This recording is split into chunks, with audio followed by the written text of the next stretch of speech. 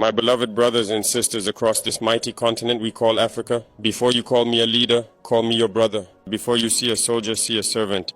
And before you judge me through the lens of your religion, listen to the ache in my voice, because what I bring you today is not politics, it is not a speech, it is a cry from the depths of a heart that is not weak but weary. Weary of watching this continent, once the roar of lions, reduced to whispers.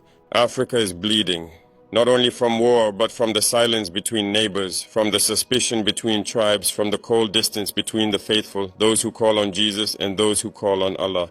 And I ask you why? Who taught us to fear hands raised in prayer just because the words are different? Who convinced us that a Muslim in Mali and a Christian in Congo are born enemies? Who buried distrust so deep that even shared suffering can't dig it out? Let me be clear, it was never God, it was never Jesus, it was never Muhammad, not the Spirit, not the Prophet, not the Scriptures. No, it was men.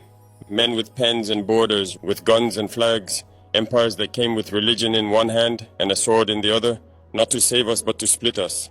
And when we were divided, they devoured us. They fed on our unity like vultures while we fought over crumbs and creeds. Today I don't speak just as a president, I speak as a son of this soil, as a man who has walked through markets where the call to prayer rises beside songs of praise. I've seen Muslims feed Christian orphans. I've seen Christians shield Muslim neighbors from violence. I've seen men from neither faith give everything for both. So tell me, who taught us we're at war with one another? I do not speak to blame, I speak to awaken. Because our true enemies are not each other.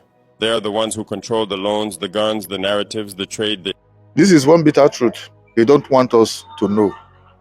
Thanks to Ibrahim Traore for coming out to say this.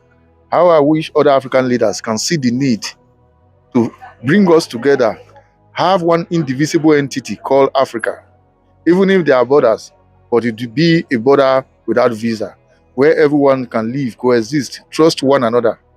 They have sowed that seed of discord amongst us that neighboring countries will not trust another one. But in other countries like Europe, just one visa, you can visit 26 countries.